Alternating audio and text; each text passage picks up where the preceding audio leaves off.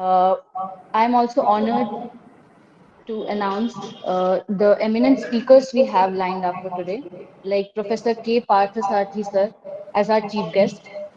He is the Vice Chancellor of Tamil Nadu University. Next, we have Professor Balram Pani sir, Dean of Colleges, DU. Next in the panel, we have Professor N.K. Ambasht sir, who is the former chairman of NIOS, National Institute of Open Schooling. Professor Usha Sharma, Director of CNCL NCRT. And lastly, Professor B.K. Patnaik sir, who is the Director of School of Extension and Development Studies. So the motive of this seminar is to thoroughly discuss and understand the importance of digital literacy for adults or young adults, along with both problems and opportunities it brings. Against this very backdrop, we'll also learn the role of adult higher education institutions in promoting digital literacy for an inclusive lifelong learning. Now, to proceed further with the seminar, I would like to invite Rajesh sir, our HOD, to impart his knowledge on the pertinent subject. Thank you. Hello, Thank you, sir. good afternoon all. Thank you, Saili. Saili is our first year student of MA in Lifelong Learning and Extension. Uh, as you all are aware that we are organizing a two-day national seminar on digital, sustainable digital literacy and numeracy, especially the role of the Department of Adult Continuing Education and Extension or the Department of Lifelong Learning and Extension. You know, we all are aware that new education policy 2020 is now in operation, and we have also National Center for Literacy. Professor Usha Sharma has already joined, and we have also to see that how the Department of Adult Continuing Education or Lifelong Learning and Extension will do a meaningful role in the collaboration of National Center. Today we have with Professor Parth Sarthi, the Honorable Vice Chancellor, Tamil Nadu Open University. We are also expecting to join Professor Balram Pani, who had joined many times to our programs, and currently he is the regular Dean of Colleges of University of Delhi, appointed by the new Vice Chancellor. I take the opportunity to welcome. I think he's in selection committee somewhere and he may join any time.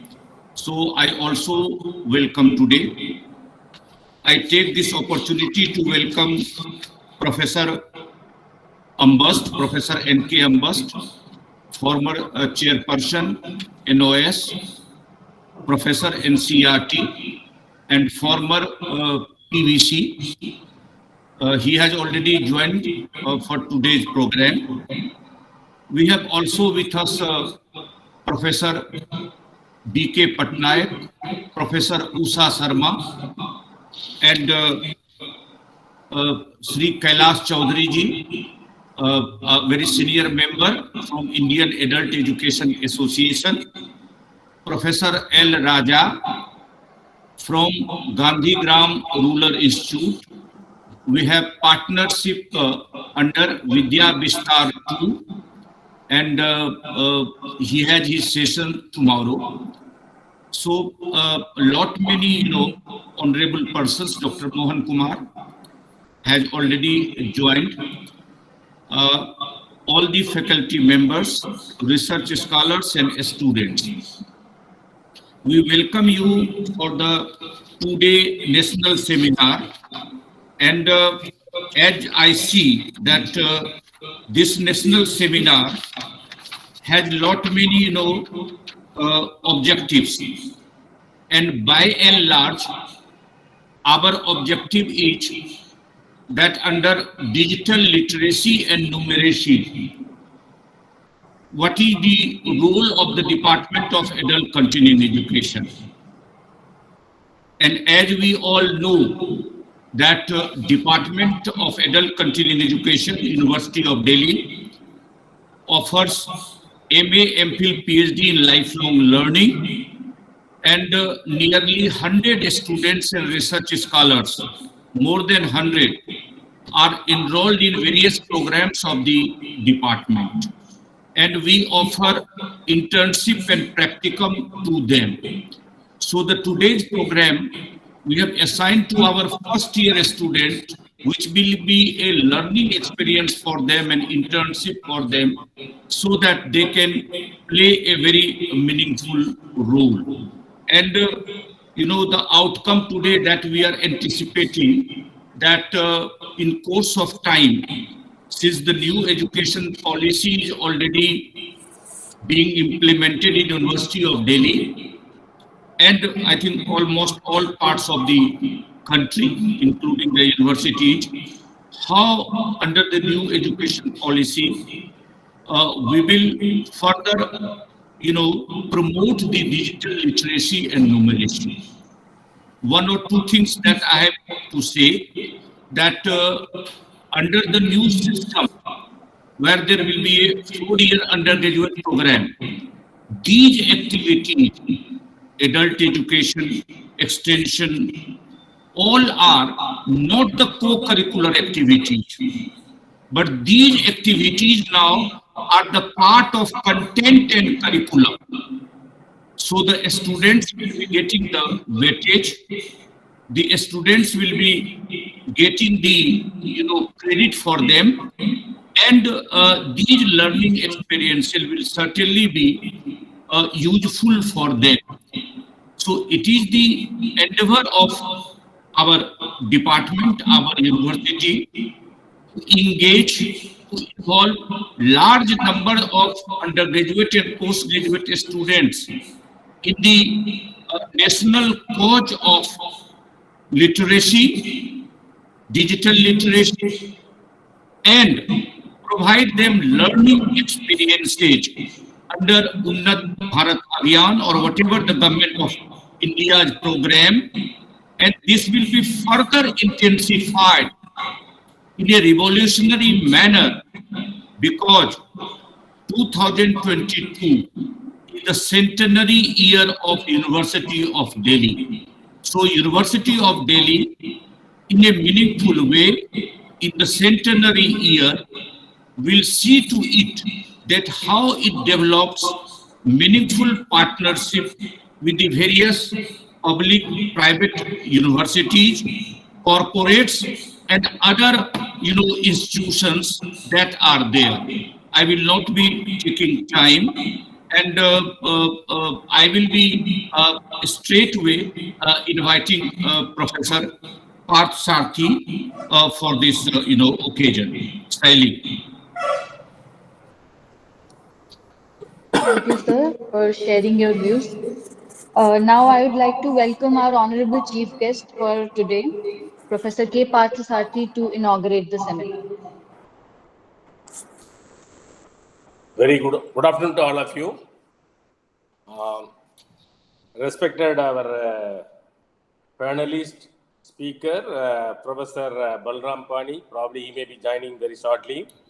Professor N.K. Ambassador, the former chairman, National Institute of Open Schooling, Professor S. Usha Sharma, and Professor P.K. Patnaik, and our well-wisher and good friend, and also organizer, Professor Rajesh of Head of the Department of Adult and Continuing Education of Delhi University, and my dear colleague Raja, and also my teacher Dr. Mohan Kumar, and other PhD scholars and students, and also well-wishers from all over India who are associating and also participating in this important national level event, national level webinar on digital literacy and numeracy.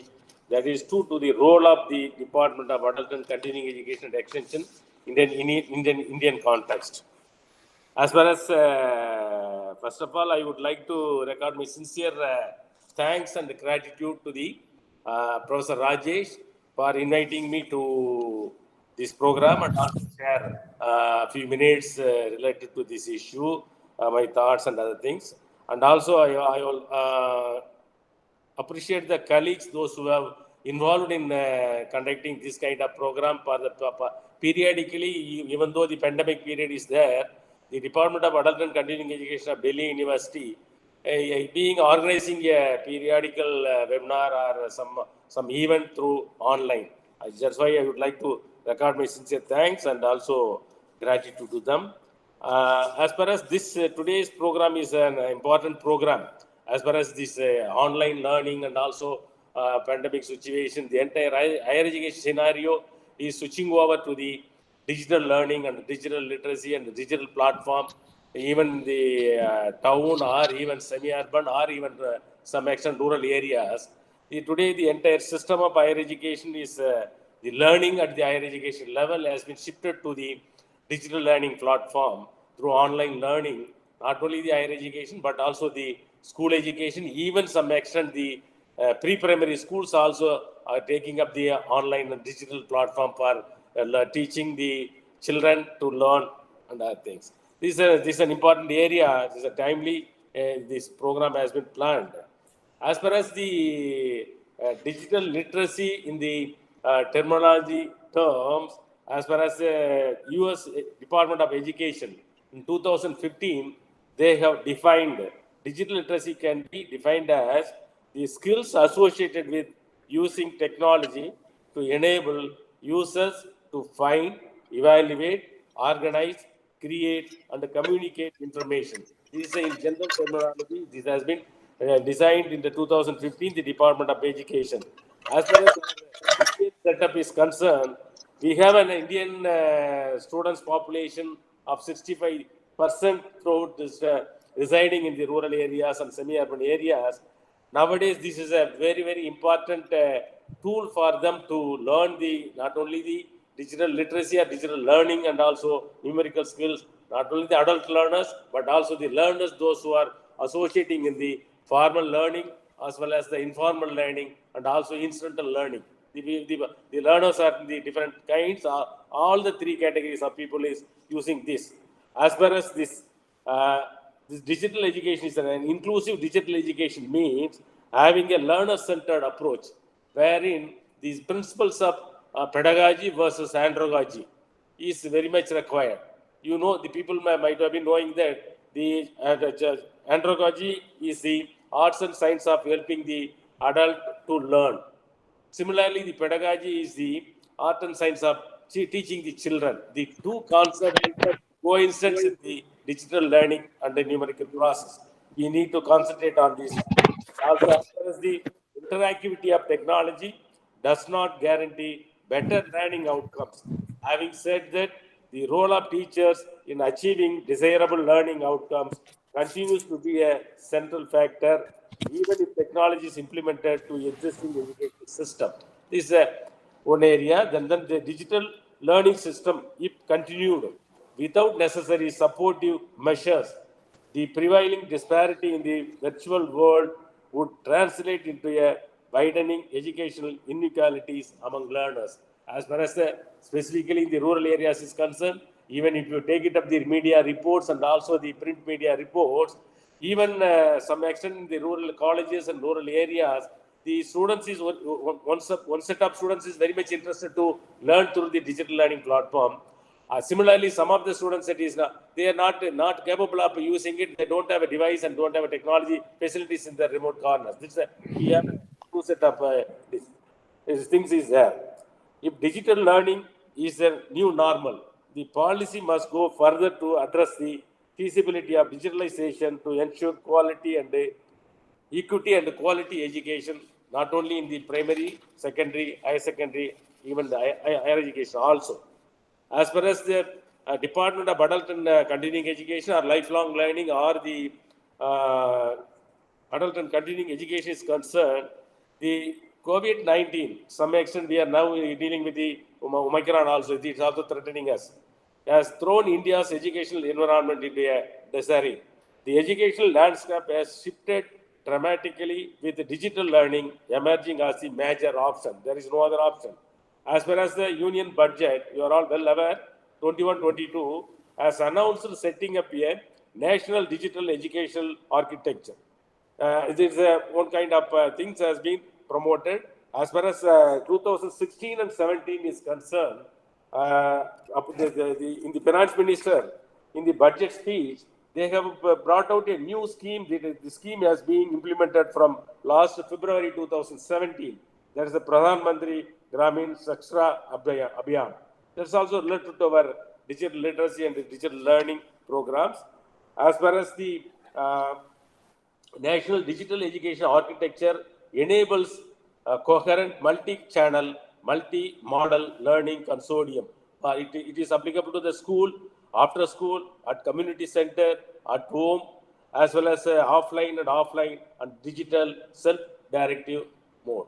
These are all the latest things. As far as the continuing education department can contribute a lot, provide content to these platforms in many forms as text material, visuals, graphics, and animated video for enhancing the digital literacy and numeracy in the whole Indian setup.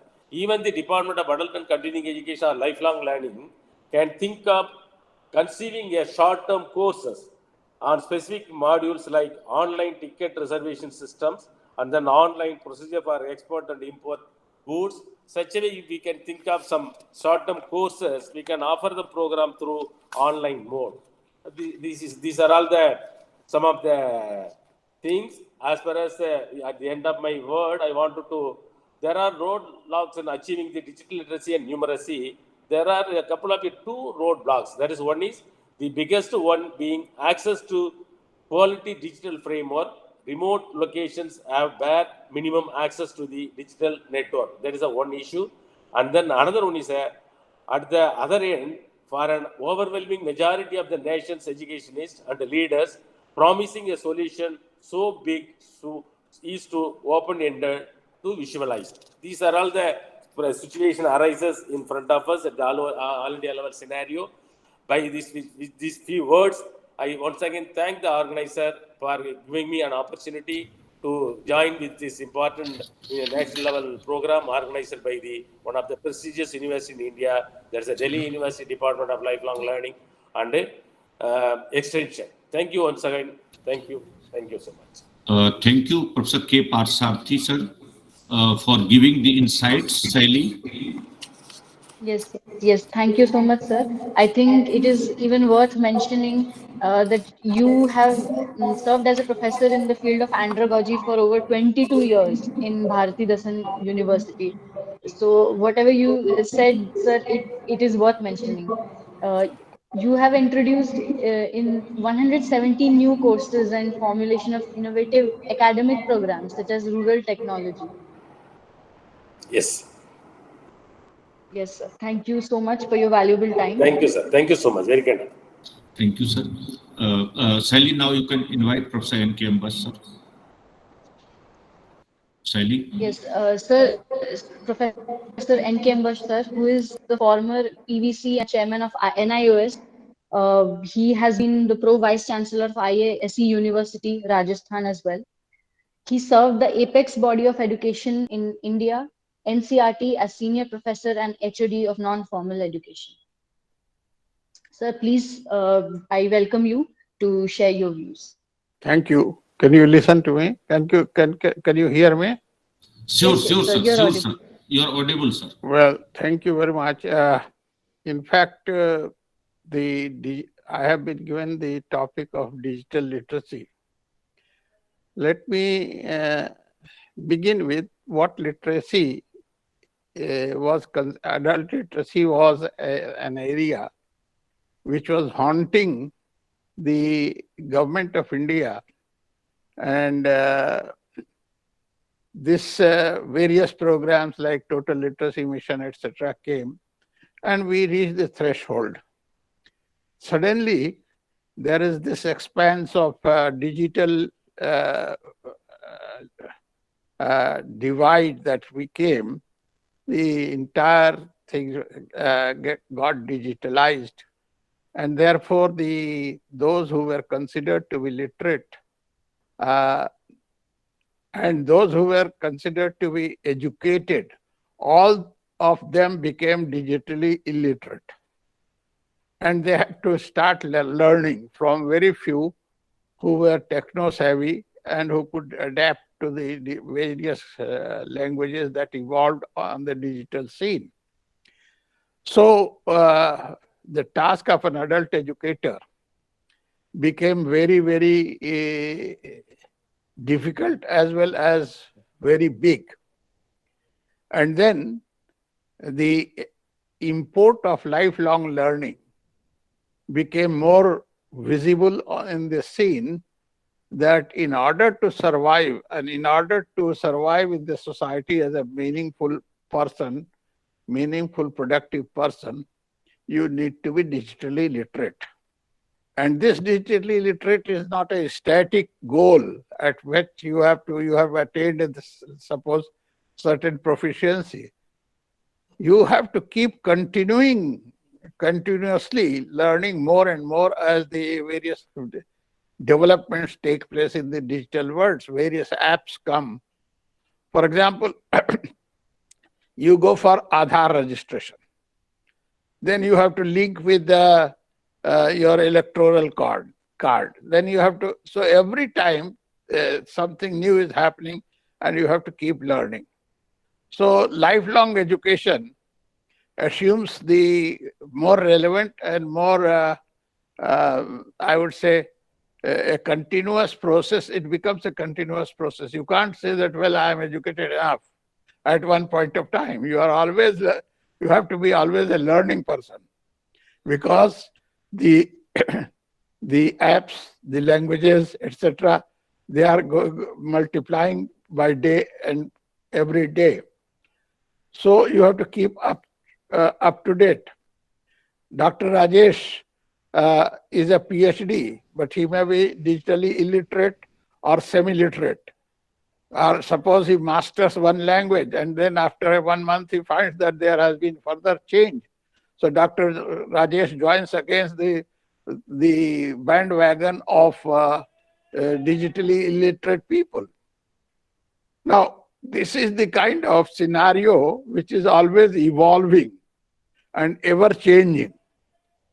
So what is the what is the challenge that adult educators are now faced with?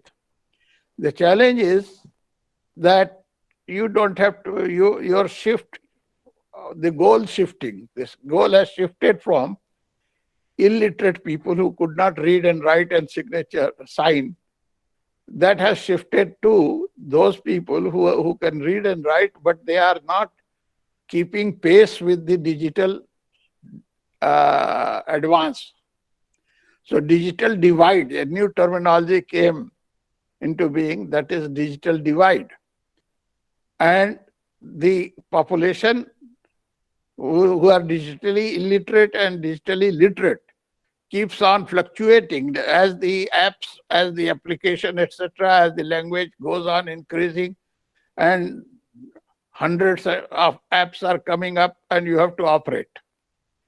So the concept of lifelong education, which was earlier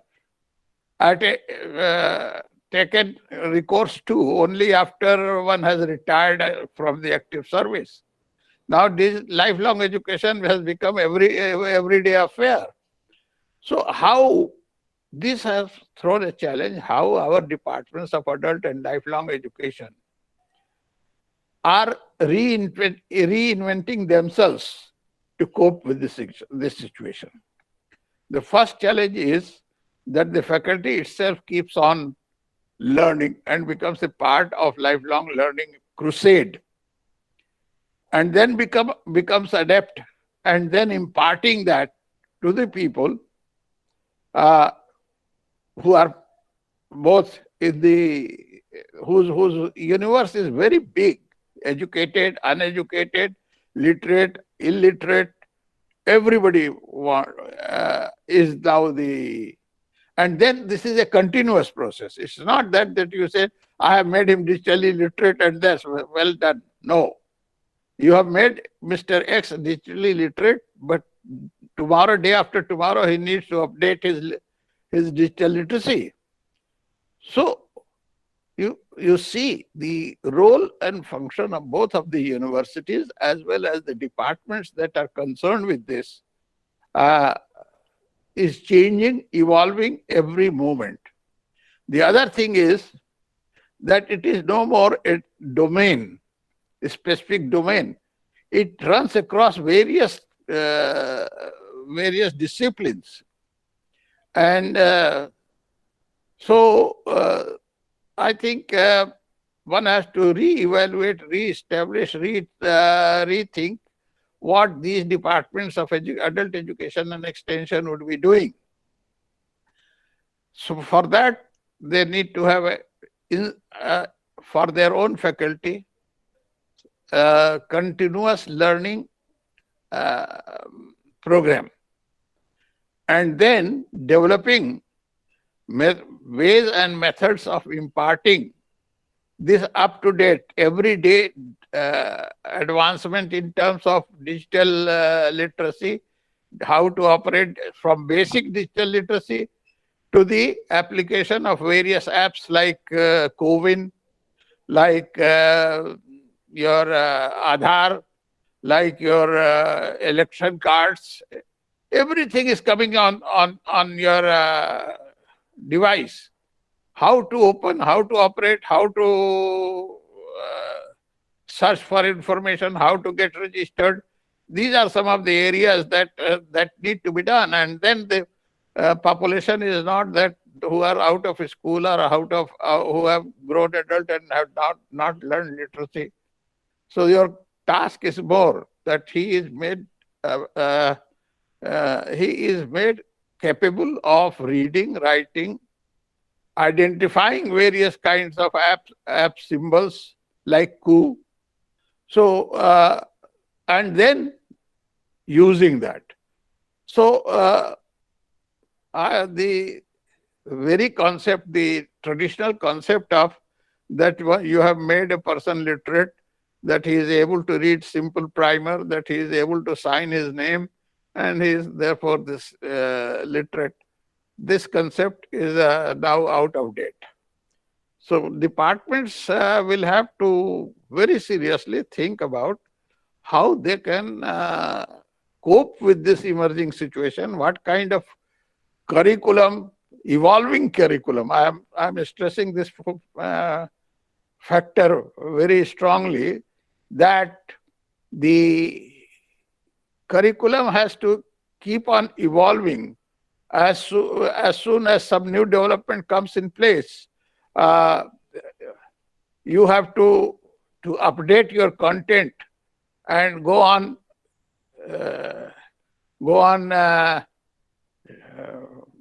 educating people with the latest update. Every day there will be something new. So it is not that Mr. X has completed this course and therefore he's all right. Mr. X may need to come back again. So continuing education in the real literal sense will be another challenge that you have to face. So friends, digital literacy is a big challenge which calls for the faculty itself to update every day and modify the continuous modification of the content that you are going to impart. And then teaching your students, so-called students, whether they are professors or whether he is a illiterate person, all this whole universe has changed and it has become very big. So you have to devise ways and means, parcel your content into various learning abilities, and you may have to sequence them, and you may have to even discard some what you have had in your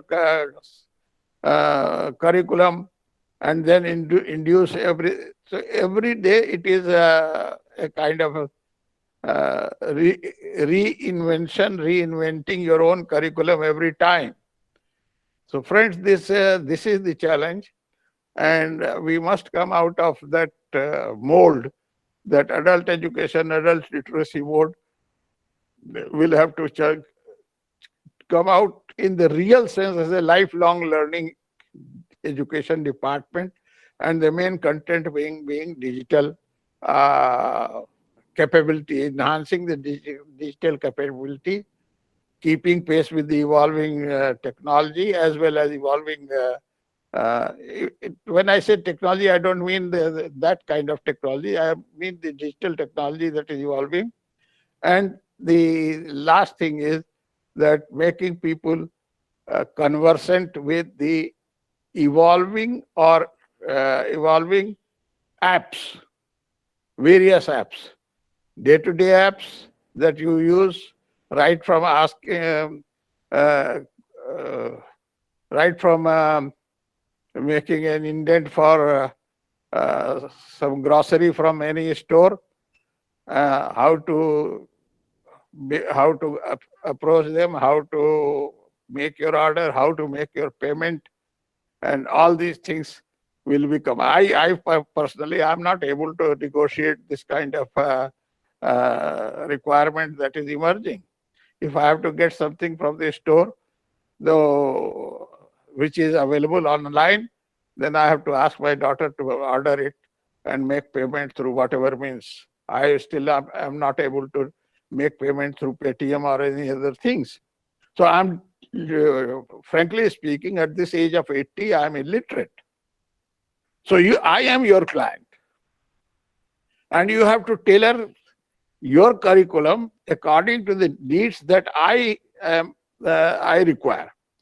So the curriculum is not a fixed area, fixed. Yeah. It has to be tailored according to the needs of the learner. So you have to, first task is to find out what is the need of the learner. Second, find out the means and content that you will have to design a course for him. Third, to see that he attains the desired objective. And fourth, that in this process, that man may require another set of skills which need to be updated. So thank you very much. I thought this is the very big area, big challenge that the adult educator is facing, and the departments of adult and continuing education has to de novo, I would say de novo, reinvent its role and functions in the light of this digital literacy, digital programs that are evolving. Thank you very much. Thank you, sir, for sharing your insights on digital literacy. You have made us aware on the importance of digital literacy and how digital illiteracy is affecting the lives of many people. Nowadays, we all are living a life wherein we can do almost anything through the available digital platforms. Sir, the knowledge which you have shared with us will keep guiding us every day so that we can take better decisions whenever we are doing anything digitally. Thank you, sir. Welcome. Once again, good afternoon, everyone. I am Anuja Virmani, one of the first year MA students. Now I will be carrying the session forward. Our next speaker for the session is Professor Usha Sharma. She is professor in NCERT, Director of CNCL NCERT under the New Education Policy 2020. She has specialization in the fields of psycholinguistics, early literacy, early childhood care and education, elementary education, and audiovisual education. She has also contributed in the development of Hindi textbooks for class 10th. She has authored many books on the topics of education, micro-teaching, Urdu pronunciation, and work experience, to mention a few. She has worked as a research guide to various MPhil and MA students. Over to you, ma'am. Thank you Anuja, thank you so much. आदरणीय professor K Parthasarathy ji, vice chancellor Tamil Nadu university, professor Balram, professor N K Ambash ji, professor V K Patnaik ji, professor Rajesh ji, और professor Kailash Chaudhary जी और तमाम वे साथी जो इस आभासी मंच के साथ इस चर्चा के साथ जुड़े हुए हैं। विषय अपने आप में बेहद गंभीर है और उतना ही संवेदनशील है, और लेकिन साथ साथ वह चिंतन की नया दिशा भी प्रशस्त करता है। ये मुझे विषय इसलिए भी अच्छा लगा कि यूनिवर्सिटी अपने जो रोल हैं, अपनी भूमिका, अपने उत्तरदायित्व हैं, उनको अब नए सिरे से संजोने की शुरुआत वो कर चुकी है। अब तक ये लगता था कि किसी विश्वविद्यालय का किसी विभाग होने का मतलब महज इतना है कि हम अंडर ग्रेजुएट डिग्री दे दें, हम पोस्ट ग्रेजुएशन की डिग्री दे दें, हम पीएचडी करा लें। लेकिन अब लगता है कि हमें अपने रोल को थोड़ा सा और विस्तार देना होगा, और ये देखना होगा कि जब हम एजुकेशन की बात करते हैं तो उसका सिनेरियो बहुत बड़ा हो, वो महज विद्यालयी शिक्षा तक सीमित ना होकर रह जाए, वह महज महाविद्यालय या विश्वविद्यालय शिक्षा तक सीमित ना होकर रह जाए। लेकिन अब ये लगता है कि हम सबको मिलजुल कर बच्चों की शिक्षा के लिए, या जो यूथ है, जो एडोलसेंट है, या जो पूरे जन समूह है, भारत के नागरिक हैं, उनकी शिक्षा के लिए बात करनी होगी। ये विषय जो है वो इसलिए भी महत्वपूर्ण है क्योंकि हम सिर्फ अडल्ट लिटरेसी की बात नहीं कर रहे हैं, हम अडल्ट एजुकेशन की बात कर रहे हैं। और जैसे प्रोफेसर के पार्थसारथी जी ने भी रेफरेंस दिया था नेशनल एजुकेशन पॉलिसी 2020 का, तो ये 5 एरियाज की बात करती है, और इसमें फाउंडेशन लिटरेसी न्यूमरेसी है, क्रिटिकल लाइफ स्किल्स हैं, वोकेशनल एजुकेशन है, बेसिक एजुकेशन है, और लाइफ लॉन्ग लर्निंग है। तो ये जो क्रिटिकल लाइफ स्किल में एक पहलू आता है हमारे पास, डिजिटल लिटरेसी, इसे समझने की जरूरत है। अगर हम ये मान के चल रहे हैं कि डिजिटल लिटरेसी को हम क्रिटिकल लाइफ स्किल का हिस्सा मान के चलते, तो इसका मतलब ये है कि कहीं ना कहीं हमें ये क्रिटिकली सोचने की जरूरत है, कहीं ना कहीं हमें ये एनालाइज करने की जरूरत है कि लाइफ को बेटर तरीके से लीड करने में ये जो डिजिटल लिटरेसी है वो किस तरह से मदद करती है। इसलिए एक बात और ये भी समझना जरूरी होगा कि अब जो एनसीईआरटी है, जहां पर ये सेल स्टैब्लिश हुआ है, cell for national centre for literacy, जिसकी इंचार्जशिप का दायित्व मुझे दिया गया है, तो अब वो दो अलहदा ऑर्गेनाइजेशन नहीं है जो अलग अलग काम करती हैं, बल्कि हमें दोनों के कोऑर्डिनेशन की, कन्वर्जन की बात करनी होगी। तो विषय इस में जो शामिल है, उद्देश्य इसका, वो हम रोल देख रहे हैं कि जो department of adult education life long learning है, उनका क्या रोल रहेगा इस तरह की लिटरेसी का। तो सबसे अच्छी बात यह है कि अब हम लिटरेसी को केवल भाषा के पढ़ना लिखना तक सीमित नहीं कर रहे हैं, वह भाषा के पढ़ना लिखने से बहुत कहीं आगे है। इसलिए हम लिटरेसीज की बात कर रहे हैं, यानी कि तरह तरह की साक्षरता की बात कर रहे हैं। ये एक अच्छी बात है, चाहे वो फाइनेंशियल लिटरेसी है, लीगल लिटरेसी है, या फिर डिजिटल लिटरेसी है। और इसके साथ एक और शब्द जुड़ा हुआ है, न्यूमरेसी। तो न्यूमरेसी को हम फाउंडेशनल लिटरेसी न्यूमरेसी के साथ जोड़कर देखते हैं, और ये दोनों चीजें भी अपने आप में अलग नहीं है, ये अलग डिसिप्लिन नहीं है, बल्कि जब हम डिजिटल लिटरेसी की बात करते हैं तो कहीं न्यूमरेसी भी शामिल है, और जब हम न्यूमरेसी की बात करते हैं तो उसमें कहीं डिजिटल लिटरेसी भी शामिल है। हम एक तरह से और देखते हैं न्यूमरेसी को, जब हम गणित का खेल खेलते हैं या फिर हम गणितीय संक्रियाओं को करते हैं, तो ये जो गणितीय संक्रियाएं हैं वो कई तरह से ट्रांजैक्शन उनका होता है, हम अटेम्प्ट करते हैं। हम बाजार जाते हैं, हम आटे दाल का भाव पूछते हैं और फिर हम उसको पैसे दे देते हैं, पैसे वापस ले लिए। अब हम ऑनलाइन सिस्टम पर आ गए, तो बहुत सारी चीजें ऐसी हैं अब जो ऑनलाइन है। किसी जमाने में ऐसा होता था कि हम शायद सब्जी खरीदने के लिए बाजार जाते थे स्पेशली, या हाट जाते थे, लेकिन आज दुनिया बदल चुकी है, और आज उस दुनिया में डिजिटल दुनिया शामिल हो चुकी है, और आज हम ऑनलाइन परचेजिंग भी कर सकते हैं, ऑनलाइन हम हाट जो है सब्जी खरीद सकते हैं। तो ये जो ऑनलाइन मीडियम बन चुका है चीजों की खरीद फरोख्त का, उस पर ध्यान देने की जरूरत है। दूसरी बात ये आती है कि जब हम डिजिटल लिटरेसी की बात करते हैं तो ये समझ में आएगा कि हमें कौन से अंक पर प्रेस करना है तो हमें कौन सी भाषा सुनने को मिलेगी, हमें कौन सा अंक प्रेस करना है तो हम उसे या सही या गलत कहने की कोशिश कर रहे हैं।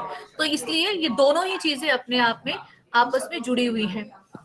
जब हम रोल की बात करते हैं तो फिर ये सोचने की कोशिश करें कि अब हम सिर्फ महज डिग्री देने वाला विभाग नहीं है, बल्कि हमें ये सोचना होगा कि हम एक सामान्य व्यक्ति को, या कि ये विद्यालय के बच्चे हो सकते हैं, महाविद्यालय के बच्चे हो सकते हैं, या वे तमाम तरह के लोग हो सकते हैं जो विद्यालय और महाविद्यालय की तमाम सीढ़ियों को पार कर चुके हैं और एक आम नागरिक हैं, और इनकी उम्र का दायरा कुछ भी हो सकता है। तो इनकी खुद की जिंदगी में डिजिटल जो है वो कहाँ कहाँ शामिल है।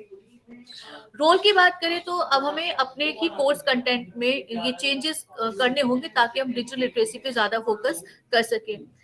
हमें ये भी सोचना होगा कि हम जब सोशल मीडिया की बात करते हैं तो सोशल मीडिया में हम फेसबुक है, ट्विटर है, इंस्टाग्राम है, कू है, या और तमाम तरह की जो चीजें, या बहुत सारी ऐसी चीजें जो अब ऑनलाइन होती है। तो इस यूथ को, यानी कि जिसके लिए हम ये कोर्स बना रहे हैं, उस यूथ को ये समझ देने की जरूरत है कि वो इनका सही तरीके से इस्तेमाल कैसे करें, एक बैलेंस तरीके से, एक क्रिटिकल तरीके से इनका इस्तेमाल कैसे किया जा सकता है। तो इसलिए हमें अपने सिलेबस, अपने करिकुलम को इस लिहाज से सजाने संवारने की जरूरत है। दूसरी बात यही आती है कि जो डिपार्टमेंट का रोल है वो 3 तरह से देखा जा सकता है। एक तो है कैपेसिटी बिल्डिंग करने के कॉन्टेक्स्ट में, कि हम लगातार कुछ ऐसे शॉर्ट टर्म कोर्सेज करें, लगातार कुछ ऐसे वर्कशॉप या फिर अवेयरनेस जनरेट करने के लिए हम कुछ ऐसे संवाद भी आयोजित कर सकते हैं जहां हम इनके बारे में बात करते हैं। तो इस तरह की कैपेसिटी बिल्डिंग के प्रोग्राम, जिसे हम एक्सटेंशन एजुकेशन प्रोग्राम कहते हैं, वो शामिल हो सकते हैं। दूसरा हमें काम करना होगा, हम डेवलपमेंट ऑफ मटेरियल, यानी कि हम ज्यादा से ज्यादा रिसोर्स मटेरियल डेवलप करें। ये सोचे बिना कि इससे हम अंततः कौन सी डिग्री के लिए कंटेंट डेवलप कर रहे हैं, ये अवेयरनेस जनरेट करने के लिए हमें कंटेंट डेवलप करना होगा। और इसकी भी हम 2 फॉर्म की बात करते हैं, एक तो प्रिंट मटेरियल है और एक नॉन प्रिंट मटेरियल है। प्रिंट मटेरियल में हम कुछ भी डेवलप कर सकते हैं, चाहे वो फ्लायर्स हो या मोनोग्राफ हो या कुछ छोटे छोटे बुकलेट्स हो या फिर ब्रोशर हो। तो हम इस तरह से प्रिंट मटेरियल में किसी भी एस्पेक्ट को ले सकते हैं, उसका प्रेजेंटेशन कुछ भी हो सकता है। जो नॉन प्रिंट हमारे पास रिसोर्सेज रहेंगे वो ऑडियो भी हो सकता है, वीडियो भी हो सकता है, कम्युनिटी रेडियो प्रोग्राम भी हो सकते हैं, और रेडियो पर जो ऑडियो ड्रामा आता है वो भी फॉर्म हम कोई भी ले सकते हैं। तो इसलिए हमें अपने डेवलपमेंट ऑफ रिसोर्स मटेरियल को भी 2 तरह से देखने की जरूरत है, एक है प्रिंट फॉर्म और एक है नॉन प्रिंट फॉर्म। तीसरा हमें काम करना होगा, हमें रिसर्च पर अपना ज्यादा फोकस करना होगा अगर हम डिजिटल लिटरेसी को सही मायनों में देना चाहते हैं। रिसर्च इसलिए भी जरूरी है क्योंकि जिस तरह से सोशल मीडिया का इस्तेमाल होता है, या ऐसे कौन सी उम्र के बच्चे हैं जो इंस्टाग्राम की दुनिया में फंस गए हैं। मैंने फंसने जैसे शब्द का इस्तेमाल इसीलिए किया है क्योंकि ये ग्लैमर की दुनिया है। इंस्टाग्राम एक ग्लैमर की दुनिया है, बॉलीवुड के बाद शायद इंस्टाग्राम है जहाँ जो टीनेजर्स है वो खो जाते हैं, वो फंस जाते हैं इसके अंदर और अलग अलग तरह से अपने वीडियो बनाते हैं, और उन्हें ये नहीं मालूम है कि जिस ग्लैमर की दुनिया में वो फंस चुके हैं, या जो अपने आप को वो प्रेजेंट करना चाहते हैं या जिस तरीके से प्रेजेंट करना चाहते हैं, उसका बाद में कितना मिसयूज होने वाला है। तो एक ग्लैमर की चकाचौंध में बहुत सारे बच्चे इसमें फंस जाते हैं, लेकिन उनके बाद के परिणाम उन्हें नहीं पता चलते। तो इसलिए ऐसे रिसर्च करने की जरूरत है कि इंस्टाग्राम जो जो लोग फॉलो करते हैं वहाँ कौन सी एज ग्रुप के लोग ज्यादा हैं। दूसरा रिसर्च हो सकता है कि या जो हम ट्विटर पर जिस तरह की लैंग्वेज इस्तेमाल करते हैं। अब ये देखिए, हमें लगता है कि हम सिर्फ लिटरेसी की बात करें, तो मुझे लगता है कि नेशन बिल्डिंग और डिजिटल लिटरेसी में एक बहुत करीबी रिश्ता है, क्योंकि ये जो डिजिटल लिटरेसी है वो इस समाज को, इस परिवार को, इस देश को जोड़ने का भी काम कर सकती है, और परिवार, समाज, देश को तोड़ने का भी काम कर सकती है। तो जिस तरह से एक ह्यूमन बीइंग में एनर्जी है, वो एनर्जी पॉजिटिव तरीके से भी चैनलाइज हो सकती है, वो एनर्जी नेगेटिव तरीके से भी चैनलाइज हो सकती है। तो ये जो पूरी डिजिटल दुनिया है, इसका एक पॉजिटिव इम्पैक्ट भी हो सकता है और एक इसका नेगेटिव इम्पैक्ट भी हो सकता है। तो रिसर्च की दुनिया ये देखने की कोशिश करे कि डिजिटल एजुकेशन के माध्यम से हमने कितने पॉजिटिव काम किए हैं, और यही डिजिटल एजुकेशन की दुनिया या डिजिटल लिटरेसी की दुनिया या ये जो डिजिटल दुनिया है वो किस तरह से हमारे ऊपर नेगेटिव इम्पैक्ट छोड़ रही है। सबसे इंपॉर्टेंट एस्पेक्ट हमारे पास आता है लैंग्वेज का। लैंग्वेज कैसी यूज हो रही है, उसकी इंटरप्रिटेशन क्या है, और हम खुद कैसी लैंग्वेज इस्तेमाल करते हैं। तो अगर हम केवल और केवल सोशल मीडिया पर इस्तेमाल होने वाली भाषा को भी देखें तो पता चलता है कि भाषा ऐसी है जिसकी अगर इंटरप्रिटेशन गलत होती है तो एक बहुत लंबी चौड़ी उसकी कन्वर्सेशन की चेन बन जाती है और वहां सब चीजें नेगेटिव तरीके से नजर आती हैं। तो हमें लगता है कि हम जिस तरह से इस डिजिटल दुनिया को देखते हैं, फेसबुक, इंस्टाग्राम, ट्विटर, जितने भी सोशल मीडिया के हैंडल्स हैं, इन पर इस्तेमाल होने वाली भाषा को भी हम एनालाइज करें और देखें कि हम किस तरह की भाषा इस्तेमाल कर रहे हैं और किस तरह के जवाब, किस तरह का जो कंटेंट है वो जाता है और हम इस पे कहाँ तक रोक लगा सकते हैं। ये एक इसका एक अलग एस्पेक्ट है। दूसरा एस्पेक्ट अगर हम देखते हैं तो हम अब ऑनलाइन एजुकेशन को इग्नोर नहीं कर सकते। आपको ऑनलाइन एजुकेशन या जो डिजिटल एजुकेशन है उसमें आपको आना ही होगा, उसमें वो उसे आपको सीखना ही होगा। वो अब इस बढ़ते हुए समाज की डिमांड बन चुकी है, तो वो कैसे हम एक आम आदमी तक पहुंचा सकते हैं, ये एक्सप्लोर करने की जरूरत होगी। जब हम किसी भी चीज के को यूटिलाइज करने की बात सोचते हैं या इम्प्लीमेंट करने की बात सोचते हैं या कुछ कंस्ट्रक्ट करने की सोचते हैं, तो हमारे पास हिंदुस्तान का तमाम तरह का जो समाज है, ये जो डाइवर्स ग्रुप है, ये जो डाइवर्सिटी है तमाम तरह की, इसे कंसीडर करना होगा। और हम ये देख सकते हैं कि एक ट्राइबल एरिया में रहने वाले व्यक्ति के पास महज एक मोबाइल है, उसके पास वो वाला मोबाइल है जिसपे नंबर लिखे होते हैं, उसके पास स्मार्टफोन भी नहीं है। तो एक वो व्यक्ति अपनी लाइफ में डिजिटल दुनिया में कैसे एंटर कर सकता है, उसकी जिंदगी में कहाँ जरूरत है। और एक सबसे इंपॉर्टेंट चीज ये है कि ये जरूरी नहीं है कि जब हम डिजिटल लिटरेसी की बात करते हैं, एजुकेशन की बात करते हैं, तो हम उसका इस्तेमाल करें ही। ये कोई कंपल्शन नहीं है। हमें अपनी जरूरत के हिसाब से उसे हैंडल करना, अपनी जरूरत के हिसाब से उसकी जरूरतें तय करना, ये दोनों चीजें आनी चाहिए। तो इसलिए जो लिटरेसी है, यानी कि ये जो समझ है, ये इस समझ का दायरा अपने आप में बहुत बड़ा है और इस समझ को विकसित करने के लिए, डेवलप करने के लिए हमें अलग अलग एंगल से इस पूरे पाठ्यक्रम को, इन सर्टिफिकेट कोर्सेज को, कैपेसिटी बिल्डिंग प्रोग्राम को या फिर रिसोर्स मटेरियल का डेवलपमेंट प्रोग्राम को हमें देना होगा। इसमें एक इम्पोर्टेंट एस्पेक्ट रहेगा हमारा जो रिसर्च का है। बहुत सारी रिसर्च सोशल मीडिया पर भी होती है। जब हम ओपिनियन पोल करते हैं कि आपकी क्या राय है कि जो शादी की उम्र है वो 18 से बढ़ाकर 21 कर देनी चाहिए, या इसी भारत में अलग अलग समाज जो रहते हैं, अलग अलग पंथ को मानने वाले जो समाज रहते हैं, क्या सभी तरह के पंथों के लिए एक ही उम्र तय की जाए या इनका अपने एक अलग विधान हो सकता है। तो ये डिजिटल दुनिया जो है वो एक राय कायम करने के साथ साथ कानून बनाने में भी मदद करती है। तो वो उसका रोल कितना बड़ा है। हमें लगता होगा कि जो डिजिटल लिटरेसी वो सिर्फ इतनी है कि आप कंप्यूटर चला लें या मोबाइल ऑपरेट कर लें या फिर आप इंटरनेट पे सर्फिंग कर लें। ये कहीं ना कहीं ये सोचने समझने की भी जरूरत है कि ऐसी कौन कौन सी चीजें हैं जिन पर हमें अपनी आपत्ति दर्ज करनी है, आनी चाहिए। हम अक्सर कोई भी साइट एक्सप्लोर करते हैं तो कुछ तो वो चीजें अपने मतलब की दिखाएंगे, यानी कि जिसे आप एक्सप्लोर करना चाह रहे हैं, लेकिन कुछ जगह तो कुछ इस तरह की साइट्स भी, जो साइट्स पर बैन लग जाना चाहिए। हम उस तरह की भी लिटरेसी, उस तरह की भी अंडरस्टैंडिंग डेवलप करने की कोशिश करें। तो जो रोल है इस पूरे डिपार्टमेंट का वो ये रहेगा कि सिर्फ कंटेंट को, नॉलेज को, विजडम को, इसे वो किसी डिग्री या सर्टिफिकेट कोर्स में महज बांधने की कोशिश न करे, उसे आगे बढ़े और स्वतंत्र होकर, मुक्त होकर, स्वतंत्र चिंतन के साथ एक आम नागरिक के लिए और देश के अंतिम व्यक्ति के लिए, अंतिम बच्चे के लिए, अंतिम भारतीय नागरिक के लिए भी सोचे समझे और अपनी चीजें तय करें कि हम छोटी छोटी कोशिशें करके हम कहाँ तक पहुंच सकते हैं। इसलिए इसलिए जरूरी रहेगा कि हिंदुस्तान की जो विविधता है, चाहे वो समाज सांस्कृतिक विविधता है, यानी कि जो सोशल कल्चर पर्सपेक्टिव है, या उस तरह की डाइवर्सिटी है, लैंग्वेज की डाइवर्सिटी है, उसमें भी हमें काम करने की जरूरत होगी। हम अक्सर उन भारतीय भाषाओं में काम करते हैं जो भारत की 8वीं अनुसूची में तय है, 8th शेड्यूल में जो लैंग्वेजेस हैं, हमें उन लैंग्वेजेस के लिए भी सोचना होगा कि जो कहीं दर्ज नहीं है। ऐसी बहुत सारी ट्राइबल लैंग्वेजेस हैं जो कहीं दर्ज नहीं है लेकिन उनके बोलने वाले आज भी मौजूद है। तो अगर उनकी भाषा में हम उस तरह का कंटेंट डेवलप करते हैं, वो प्रिंट फॉर्म में, नॉन प्रिंट फॉर्म में, ऑडियो वीडियो किसी भी फॉर्म में अवेलेबल कराते हैं, तो मुझे लगता है कि हम उससे हिंदुस्तान के अंतिम भारतीय व्यक्ति तक पहुंच पाएंगे।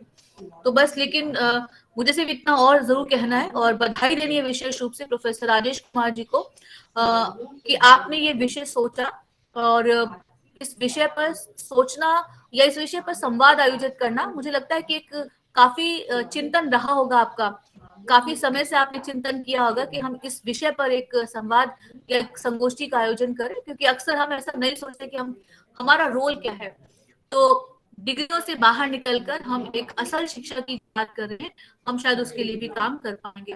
तो एक निरक्षर या जो गैर साक्षर व्यक्ति है, केवल उसके लिए इसका इम्पोर्टेंस नहीं है, बल्कि बहुत सारे ऐसे लोग जो शायद पीएचडी होल्डर्स होंगे जिनके पास तमाम तरह की डिग्री होंगी, जो बहुत ऊंचे पद पर भी होंगे, लेकिन शायद डिजिटल लिटरेसी से उनका उतना वास्ता नहीं पड़ता होगा।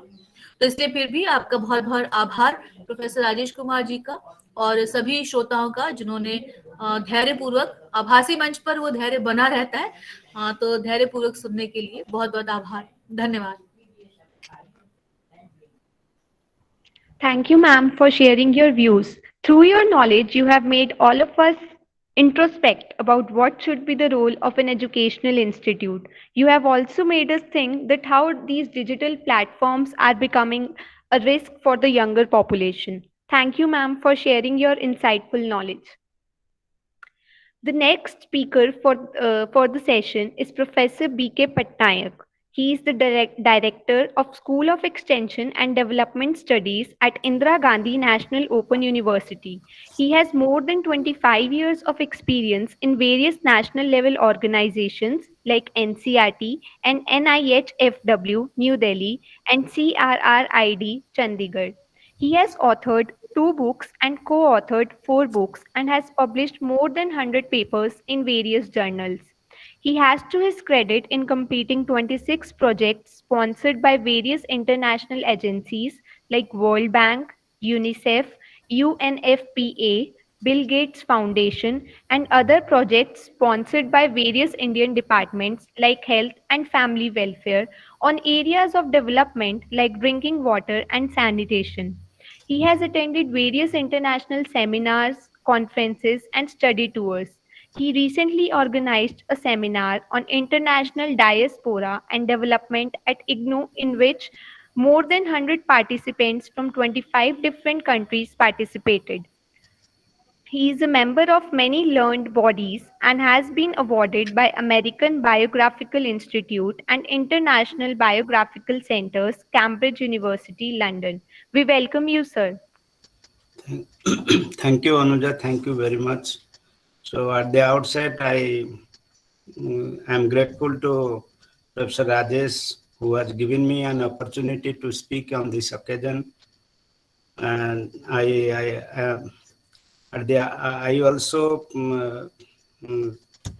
I bestow my sincere thanks to the distinguished guest, Professor Parthasarathi, Vice Chancellor, Tamil Nadu Open University, Professor N.K. Ambassador, because despite as such a senior and he's our teacher, and he despite the age he is attending and he is sharing a very valuable knowledge with us. Professor Balram Pani and Sri Kailash Chaudhary ji and Professor Usha ji, all the distinguished participants and the research scholars of Department of Adult and Continuing Education, Delhi University, and the students. The thing is that the new education, why this particular topic is very, very important from the point of view of new education policy 2020. Because new education policy has a thrust area called the critical life skills. And within that critical life skill, it has 5 dimensions. One is financial literacy. Second is digital literacy. Third is commercial skills. Fourth is healthcare and awareness, the child care and family welfare education. So this says that the multi-dimensional aspect of the adult education. Because over the period of time, except a few universities, the adult and continuing and extension education is almost, you see, dying, and almost it's not so much active. And in many places, either they have reduced the grant and the faculty position also. So how to revive? Because one thing I find, there are 3 concepts. One is adult education, extension, and continuing education. There is hardly any coordination between these 3 wings of a particular department. I am giving an example because while I was working in the rural areas of Punjab, because as she told that I have worked many Punjab, Haryana, Himachal Pradesh, Uttar Pradesh, and many on grassroots projects. I find that, you see, when the green revolt, sustainable development, because he told, because whatever, all these are the multi-dimensional concept, and it requires multilingual, as Professor Usha Sharma told, that we have to go to the unreached people. You have to reach to reach. That is the aim of the adult education. It's not that we have to promote literacy, numeracy. These are very old, because when we started community education program in 1951, that was the 52, that was the, but now the things has sea change. We have to improve. Adult education has to improve the quality of life of the people. That is the challenge. How you improve the quality of life of the people. How you, I'm giving an example, because when the Green Revolution came in 1969, 70s in Punjab. So Punjab, Haryana and Western Uttar Pradesh, no doubt, it provided food security to the nation. And to see what has happened ultimately, because the 25% of the land in Punjab has become waterlogged. And even many studies says that even mother milk is contaminated with urea. And even many places, water has been so contaminated that it is not usable for drinking purpose. And many people, I have seen Bhatinda, Muksar, Mansa, all these peoples are suffering from waterborne diseases.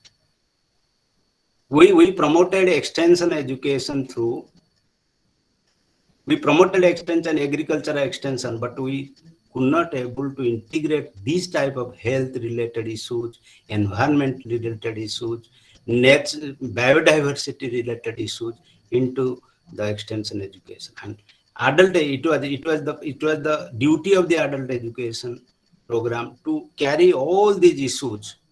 If all these issues could have been carried to the people at that point of time, this problem might not arise.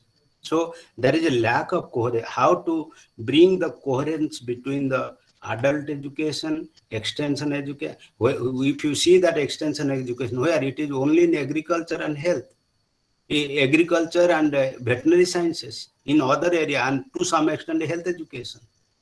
In other areas, it is very poor. Almost in, as far as environment is a big concern. Where is the role of adult education? What is the role of extension education in environmental extension, except a few NGO working in this area? So we have to, the challenge is how to make the curriculum multidisciplinary. That is the main thrust of the new education policy, and multilingual, and how to reach to the unreached sections of the society. The second thing is the innovation, research and innovation. Yes, because what type of curriculum you require, need assessment, continuous need assessment. It's not that need assessment, you have to, it requires different tribal area people needs a different set of education. The plain area people, the dryland area people, the hill area people, it varies from area to area, from one learner group to that of the other. So we have to make our curriculum very dynamic, flexible. It's not one for all. Once you prepare means you can carry all even the pedagogy, even the technology which you are using, how we can make, as far as digital literacy is concerned, because now things is changing very fast. As Professor Ambas was used to say that we do not know how we'll use the mobile, then how we can book the different kind of Ola, Uber, or grocery from the shop. So which in the rural areas, government has provided common service center. This is one of the greatest thing. Every panchayat has common service center. How adult education functionaries, adult education universities, departments, how they can integrate with the common service center and provide the digital education to the people. You have a very good platform there through which you can provide online education, because almost all services are provided, whether it is ration card, whether it is birth certificate, caste certificate, everything is issued through common service center. How you utilize the common service center, and this is a digital platform which has been created by the government throughout almost every panchayat. So how to utilize that center, that technology center at the village level to impart the various education, whether it is environment, whether it is related to health, poverty, livelihood, rural infrastructure, rural energy, rural women empowerment. These are the goals of the sustainable development. 17 goals of sustainable development. How you impact the 17 goal of the sustainable development, that is the challenge of the adult education program. How to reach to the unreached, because how those who are not coming to the formal education system, even those who are not coming to the non-formal education center, adult education center, how to reach. This is the platform. This is the common service center, which you can community radio. How you utilize all these things to impart various kind of education to the developmental education. I remember because in Jamia Millia there was MA program in extension education. When they turned this into development extension, MA in development extension, the enrollment increased. You see how, because we have not been able to popularize the extension in a big way. And we have accepted extension education as a suffix: agricultural extension, veterinary extension, health extension, development extension. How we as a discipline, how we can make it very emphatic to reach to before the government, or before the public, and before the student, or before the public as a whole. That is the challenge.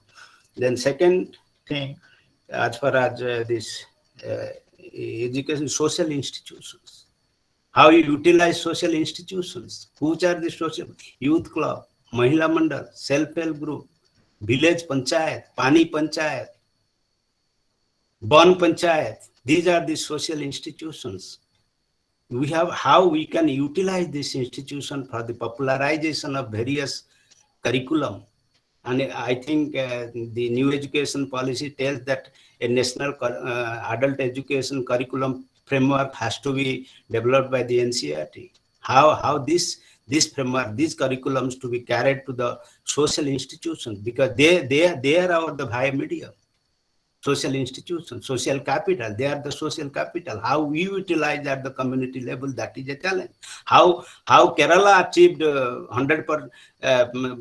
more than 95% literacy rate through adult education, because this is the case study which even many international agencies, various countries, developed countries also give the example of Kerala, how they reached, how they promote their literacy rate through adult education. That has to, because these are the case studies available before us, many, because all the case studies are in India. How you utilize this, that is a big issue. The social institutions, there is self-help group, the Kutumsri. Kutumsri is one of the very illustrious self-help group program in Kerala. They don't, because they create political functionaries, they create social activists, and they also popularize education, health among the people.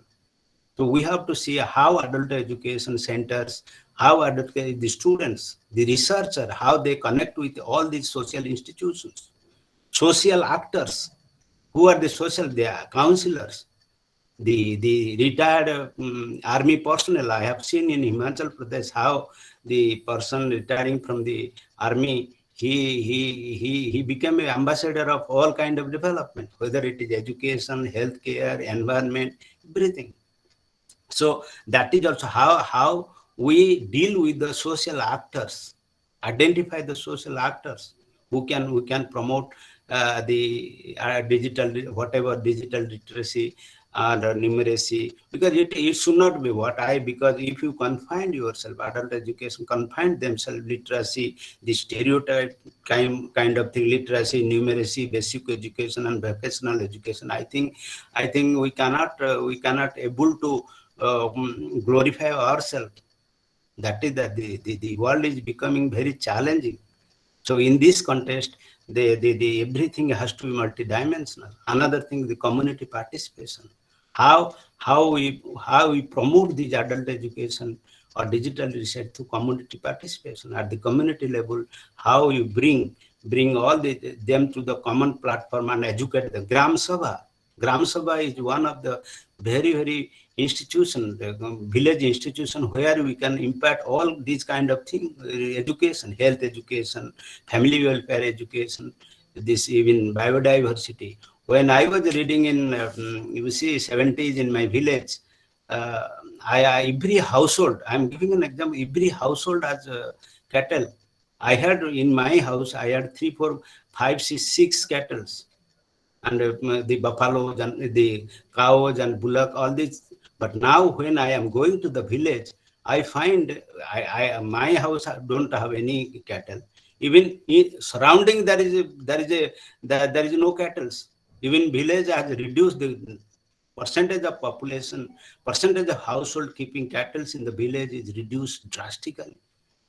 And this is affecting the biodiversity. You see, these are the challenges. These are the challenges. Climate change.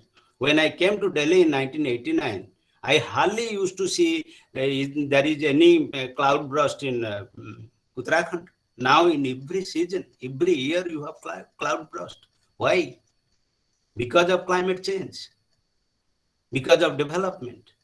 All these kind of things, there has to be integrated within the curriculum of the adult education and continuing education, how we make it multidisciplinary, how we make it interdisciplinary, how we capacity building. Finally, the capacity building, both the adult education educators, volunteers, or counselors, how we build that continuous capacity building, and how they carry forward those, because every time there is change in curriculum, you have to assess the need and change the curriculum and pedagogy from time to time. That is the change. So now it is digital research. How you promote the people to use mobile app. I think more than 85% of people in rural areas now, they have smartphones. How the age group, adult age groups of people, how we can teach them through Common Service Center to use the mobile app, and how we impart the developmental education to the people through mobile app, through YouTube, many channels, because everything is changing. Because now we are in the globalized world. We are every village is a global village, and that concept has to be taken into account while formulating the curriculum, while formulating the pedagogy of teaching and training, and also the capacity building. So these are the few things which I wanted to share with you. And still, I think adult education has a lot of importance. We are not realizing that, because that is the thing. Because we ourselves, we have to make it more dynamic. We have to make it people centered. We have to, then only you realize in front of that is Kerala is an illustrious example. So that is how we can promote the digital literacy and bring the changes in the society, and that is very important. So with this, I once again thanks Professor Rajesh giving me an opportunity to share some of my views, which you see, which I came across while working in the field. There are so many examples because the time is short. So thanks all of you giving me an opportunity. Thank you. Thank you, sir, for sharing your views on sustainable development for lifelong learning. You have made us realize the need for reaching each and every citizen of the country. You have also told us the importance of adult education and how it helps in the overall development of a region also. Thank you, sir. Thank you. Now, I would like to invite Mr. Santosh Joy, our class fellow, for presenting his views on immersive technology and cyber campus. For 5 minutes, then we will open for question answer. Is it okay? Yes, sir. Yeah. Sure, sir. Anuja, can you play the PPT? Is it available with you? I have sent you it on the WhatsApp. Is it possible, Anuja?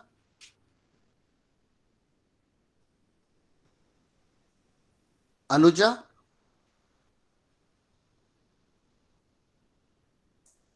Shaili or Anuja, can you play the PPT?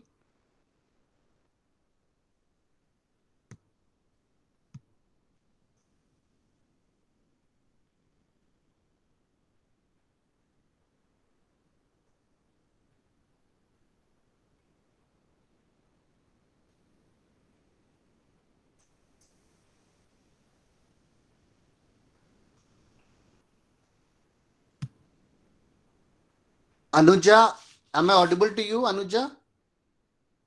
Yes, you are audible. Yes, you are audible. It would be better if someone can present the PPT from their desktop. Who will present, I think.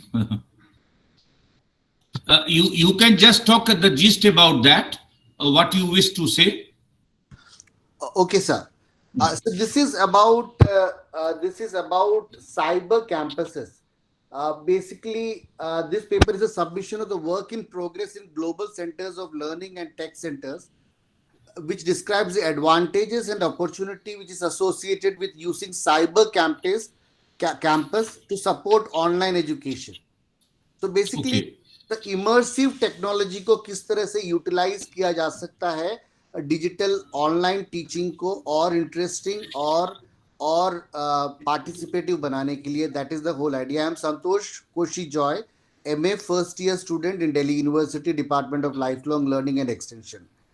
So what is cyber campus? Cyber campus is a three-dimensional environment where students and educators meet and share information. It is a technology which has the capacity to synchronously communicate and collaborate among the participants, the experience of learning. अगर हमने online gaming वगैरह बच्चों को खेलते हुए देखा है, तो वही उसी का एक एक्सटेंडिव रूप कह सकते हैं, with more controls and more aids and technology with it. And उसमें अगर आप एक क्लास में एंटर कर रहे हैं तो आपका जो डमी है वो क्लास में एंटर करेगा, आपके लिए एक एलोकेटेड जगह होगी, वहां बैठ सकते हैं आप, आपके टीचर आपसे डायरेक्टली बात कर सकते हैं, आप टीचर से सवाल पूछ सकते हैं. There are audio, video and all immersive technologies. Suppose अगर आपके टीचर अजंता एलोरा के बारे में आपको बताना चाहते हैं, the teacher can take you to Ajanta and Ellora, क्योंकि वो ऑडियो विजुअली इतना वो केपेबल होता है कि वो एनवायरनमेंट आपको वहां पर प्रेजेंट किया जा सकता है. कुछ हद तक मेडिकल कॉलेजेस में और कुछ टेक्निकल इंस्टीट्यूट्स में इस टेक्नोलॉजी का यूज किया जा रहा है, पर वो ऑफलाइन क्लासरूम एजुकेशन में यूज किया जा रहा है. बट दिस इमर्सिव टेक्नोलॉजी या साइबर कैंपसेस को ऑनलाइन एजुकेशन में स्ट्रक्चर्ड वे में यूज किया जा सकता है. आई हैव डिस्कस्ड इट कि क्या बैरियर्स हैं आज के एजुकेशन सिस्टम में जिसके कारण साइबर कैंपसेस पॉपुलर हो सकते हैं. एक तो फिजिकल और टाइम बैरियर हैं. हमने कोरोना के दौरान देखा कि फिजिकल बैरियर, हम घर से नहीं निकल पाते, तो घर से नहीं निकल सकते तो क्या क्लास एनवायरनमेंट हम घर पर बैठकर बना सकते हैं. So that is the whole idea about cyber campuses.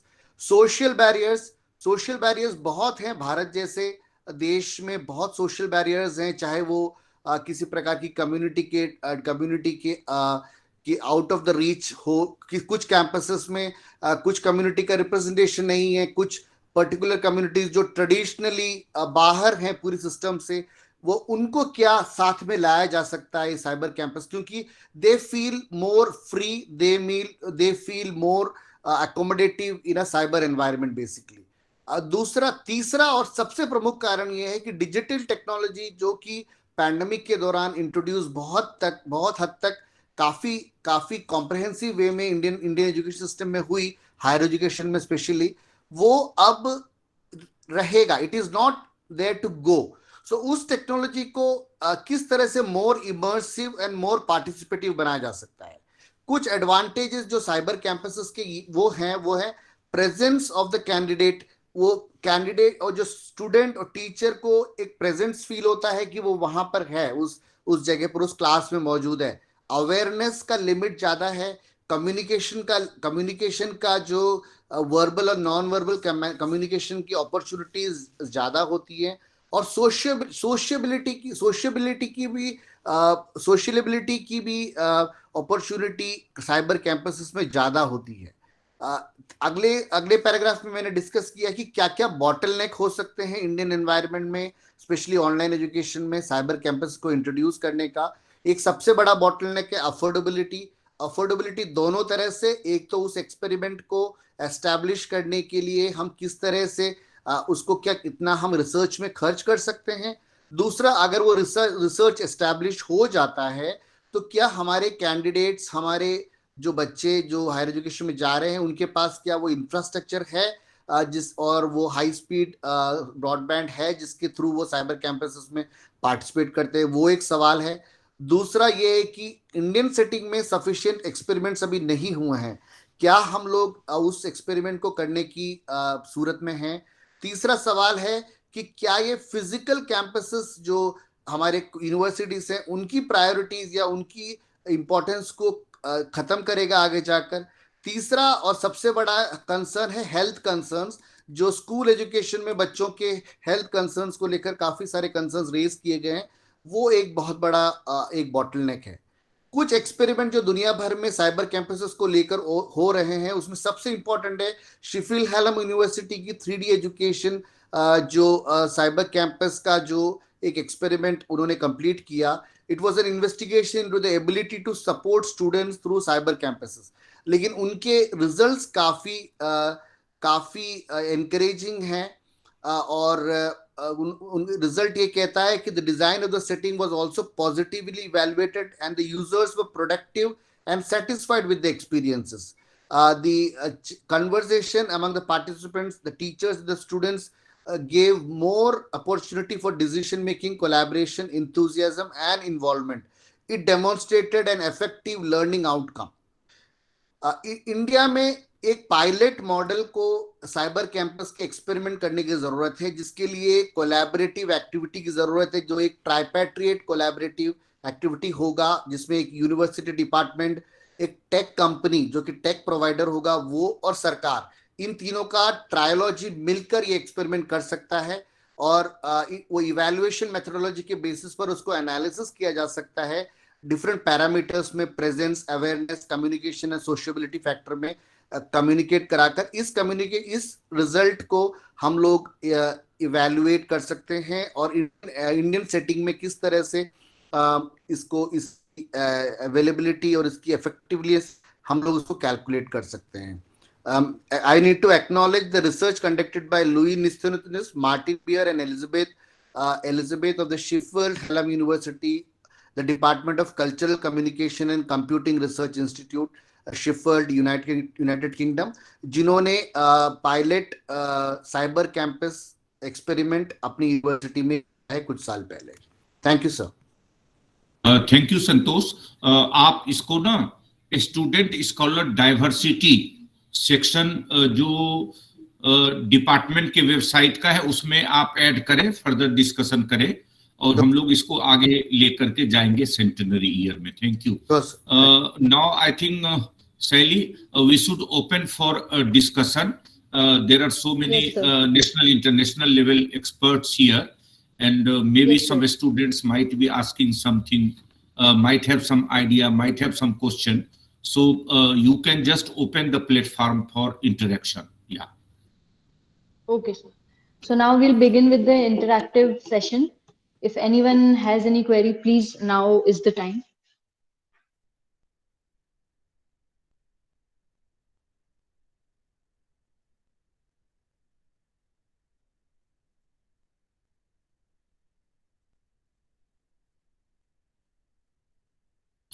कोई कुछ ऐड करना चाहते हैं? Any question, wish to share, any suggestion, आप वो ये कर सकते हैं because very important sessions from all the issues and corners on digital literacy and numeracy, very important, informative, or I must admit that for 15 or 20 minutes I had to go out of this क्योंकि university के जो international ranking है, there was a heads of the departments meeting by the vice chancellor, international ranking, so I had for 20 minutes out for that international ranking kind of a thing.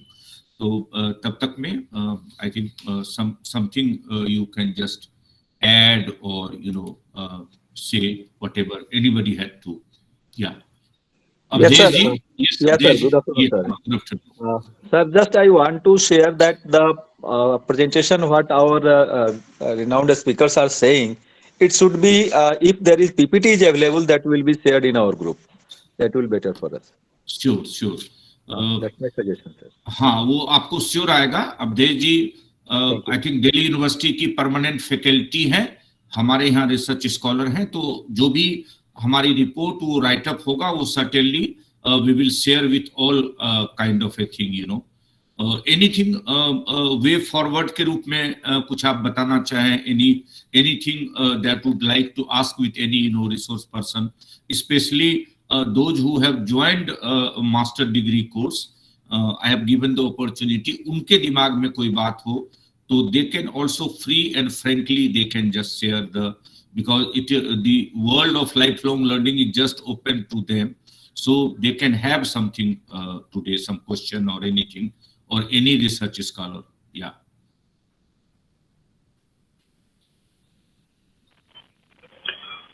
Good afternoon sir. हाँ बोलो राजीव।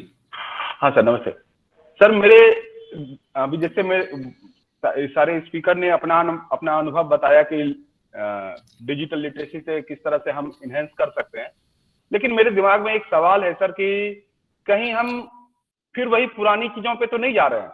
जैसे कि हम लोगों ने पहले ये सोचा था, जब मैकाले से आगे की बात सोचें, जिस समय भारत में लिटरेसी की बात शुरुआत थी, तो उस समय हम लोग ये सोचते थे कुछ प्रबुद्ध लोगों को, कुछ लोगों को सिखा दो इंग्लिश और वो धीरे धीरे समाज में फैल जाएगा।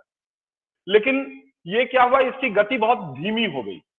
इसकी गति धीमी ये हो गई कि जो प्रबुद्ध लोग थे वो सिर्फ अपने तक सीमित कर रह गए, वो अपने तक नॉलेज रखा या अपने तक इंग्लिश लैंग्वेज रखा। तो कहीं डिजिटल लिटरेसी से इस ओर तो नहीं जा रहे, क्योंकि जो संपन्न है या जिसके पास टेक्नोलॉजी है, सिर्फ वो ज्यादा एक्सेस कर सकेगा नॉलेज को।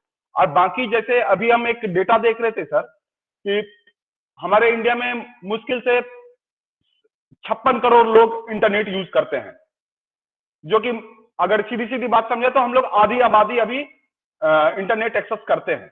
हो सकता है डेटा इधर उधर कुछ डेटा अलग रिसोर्सेज से हो सकता है, लेकिन मैंने जिस रिसोर्स से लिया मैं वो रिसोर्स प्रेफर कर दूंगा। तो मैं सर ये चीज कहना चाह रहा था कि वो 50% तो टॉप पर भी हमारा छूट जा रहा है, तो क्यों नहीं गति इस तरीके से होना चाहिए। डिजिटल लिटरेसी अपनी जगह है, क्योंकि जिसके पास अभी रिसोर्सेज नहीं है वो उस रिसोर्सेज तक पहुंचाने के लिए उसको बहुत समय लगेगा, पहली बात। और दूसरी बात, अगर हम देखें दूसरे तरीके से देख के आते हैं, तो उसके पास पर कैपिटा इनकम भी इतनी नहीं है कि वो सारी चीजें एक्सेस कर सके। और अभी भी हम लोग जानते हैं कि जो लिटरेसी का शुरुआती वाला दौर है, प्राइमरी स्कूल या मिडिल स्कूल, वो अभी भी सरकारी स्कूल पे ज्यादा लोग जाते हैं बजाबते प्राइवेट स्कूल के। तो डिजिटल लिटरेसी में कहीं ऐसा तो नहीं कि सरकारी को हम घटाने के लिए जो लोग पीछे रह रहा है उसको और पीछे धकेल देंगे। तो क्यों नहीं, मेरे हिसाब से ऐसा होना चाहिए कि ठीक है डिजिटल जो बढ़ रहा है बढ़ना चाहिए, लेकिन ये सरकारी वाला और दुगनी तरीके से बढ़े। क्योंकि डिजिटल लिटरेसी में जैसे हम लोग देखते हैं कि एक साथ बैठ के अभी जैसे 100 लोग या अलग अलग जगह के या 1000 लोग भी बैठ के मीटिंग कर सकते हैं या विचार विमर्श कर सकते हैं, लेकिन स्कूल के पास तो लिमिटेड है। तो उसके लिए और ज्यादा उसको रिसोर्स देने की जरूरत है। इधर भी इधर से मेरी कोई नाराजगी नहीं है या कोई बैराग नहीं है, लेकिन इधर के बजाते इधर ज्यादा खर्च करने की जरूरत है, एक चीज। और दूसरा चीज सब राजीव तुमने पॉइंट अच्छा बनाया।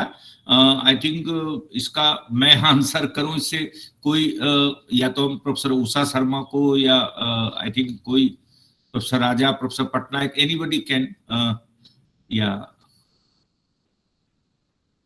सर एक सवाल और था मेरा। हाँ बोलो।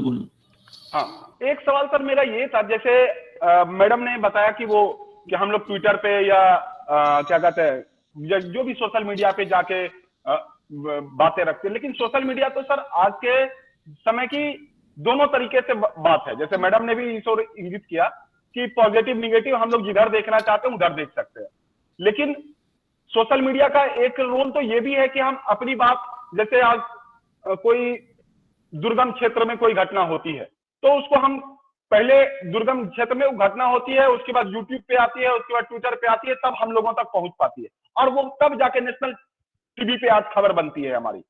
अभी उल्टा हो गया, पहले मीडिया से जाता था, मतलब इलेक्ट्रॉनिक मीडिया से जाता था सोशल मीडिया पे, लेकिन अब सोशल मीडिया से खबरें आती है हमारे इलेक्ट्रॉनिक मीडिया में, चाहे प्रिंट मीडिया में। तो जैसे ट्विटर तो एक और माध्यम भी है इस तरह से कि जैसे हम अपनी बात रख सकते हैं, जैसे कोई मूवमेंट जैसे सरकार नहीं सुनती है, आज हम लोग अक्सर देखते हैं, कभी एसएससी सीजीएल वाले ट्रेंड करा लेते हैं, कभी एनटीए वाले ट्रेंड करा के, ताकि ये बात हम मिनिस्टर को टैग करके Rajiv, you made your point. हमको लगता है कि कोई आंसर करना चाहे इसकी बात को, नहीं तो yes, it is because ये professor Patnaik, yes, you have raised a question because you see the modernization theory, if you see that they accept that the development can come only when we accept the whatever the practices that has been happened in the Western countries. If you see the modernization theories of development, so it's not that always we will be in the traditional mode. We have to change, because change is the nature. Change will be obstructed, there is no doubt about it, but it has to come, and it has to be you see it has to be, the effort has to be made by this adult education educators, or the digital library. I think in the village level libraries are in Punjab. I have seen many villages have library. They have these books are available, and now they might have done the digital library because they got fund from the NRI people, and they have digital library. So it's not that, not like, but we have the common service center. More and more the facilities of common service centers should be utilized to impart education to the rural people, because actually the movement started the community development program, how to reach to the people of the rural areas, because they need more your support. And that can be happened because now the most of the villages, I think panchayats broadband facilities are available. And it is not that only digital literacy means you can through telephone, through you can literate the people. Even telemedicine is very popular, becoming very popular at the village level, because doctor, you have to tell the doctor through telephone that what is your problem, and doctor will write the medicine, because how to reach to the people, that is very important in the areas of education, health, environment, agriculture, livelihood. Well, you have to see the different dimensions of development. It is the extension education, adult education particularly came popularized to deal with the developmental. Besides numeracy and literacy, it has to promote the multidimensional development education among the functional literacy. What is functional literacy? How I will function, my health, my education, my environment, all these things. And this is possible. It's not that it will take time, but more and more people now even the, you see, smartphone has become very, very cheap. India has many smartphone industry. Earlier, that's why it will the days to come, the smartphone accessibility will be very, very easy and even low costly. So it will take time, but how we make the endeavor at the Department of Adult and Continuing Education Extension, how to make it possible, that is important. Thank you professor Patnaik. Rajiv, इन्होंने अपनी बात रखी। देखो अब I think professor madam आप कुछ कहना चाह रही हैं? बिल्कुल, मैं कहना चाह रही हूँ। राजीव रंजन जी ने जो बात कही है कि हम ट्विटर के बारे में वो बात कर रहे थे, तो एग्जैक्टली आपका सवाल क्या है राजीव जी, क्या जानना चाहते हैं आप, वो बता दीजिए, फिर उसके बाद हम जवाब की बात करते हैं।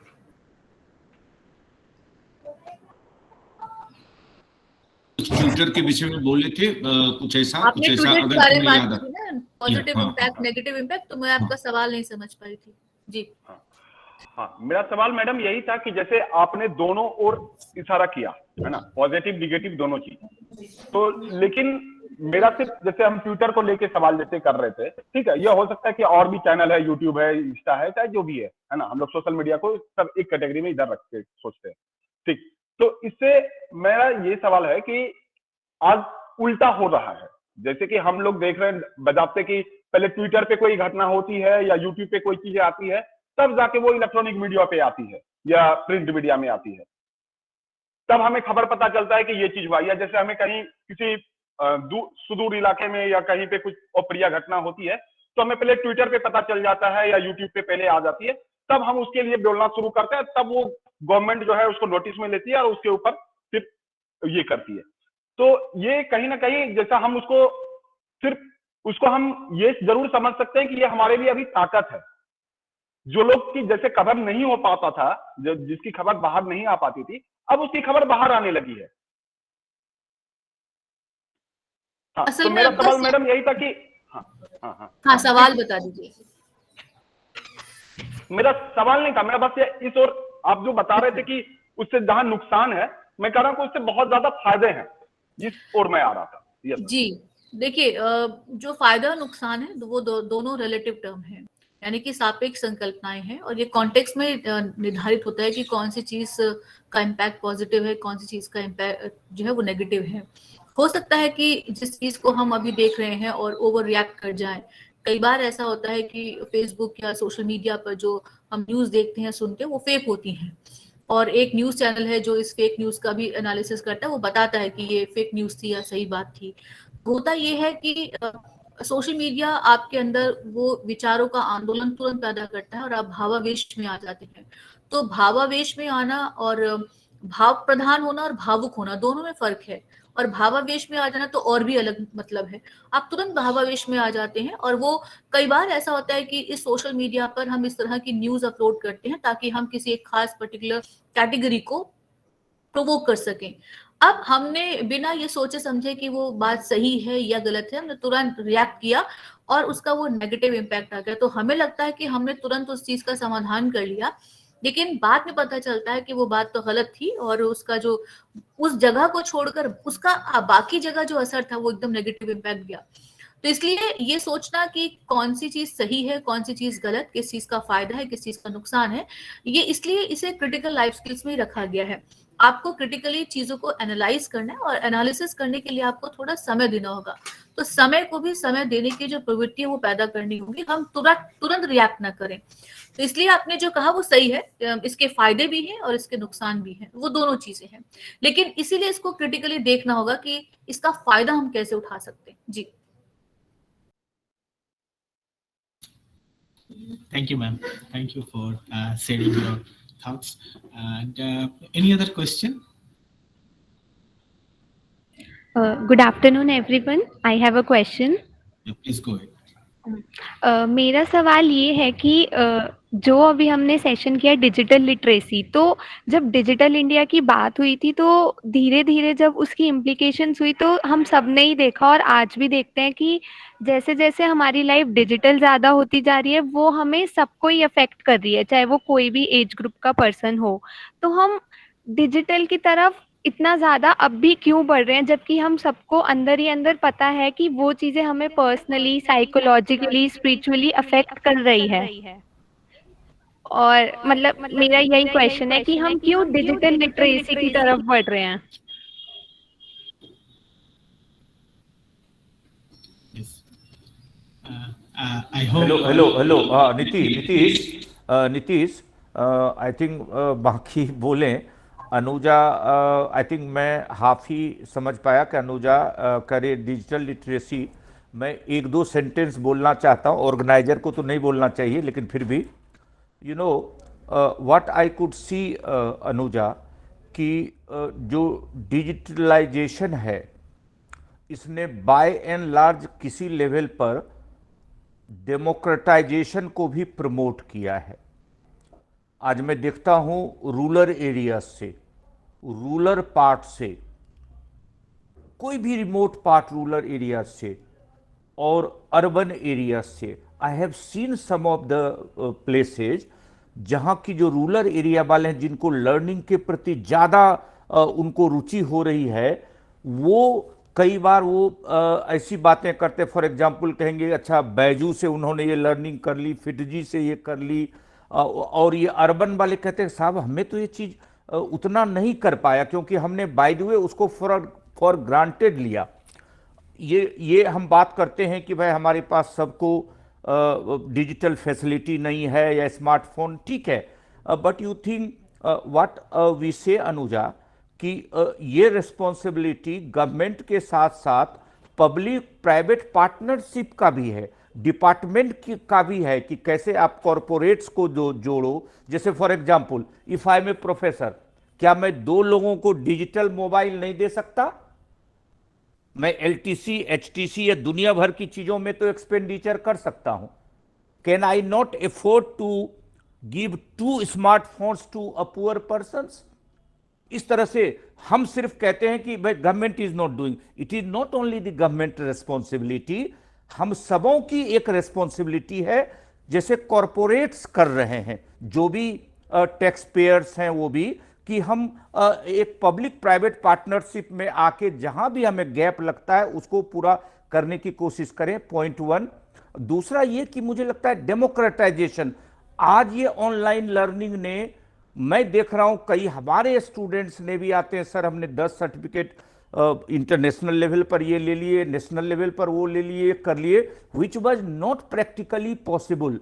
एक और एग्जाम्पल मैं कि मिनिस्ट्री ऑफ सोशल जस्टिस के I address hundreds of sessions, professors और बाकी सेशंस के, जो आंगनवाड़ी वर्कर्स का सेशन कई बार एड्रेस किया, तो उनकी क्वालिफिकेशन क्या होगी? I think Rajiv less than 10 और 10 पास। हमने देखा कि वो सभी जो ऑनलाइन चीजों को, डिजिटल चीजों को हैंडल कर रहे थे, I was surprise to know, मैं ऑफ द रिकॉर्ड कर रहा हूं, मे बी नॉट रिकॉर्डेड, कि some of the anganwadi workers were handling the digital thing, जो प्रोफेसर अम्बस्ट ने कहा better than me, at least I should realise that.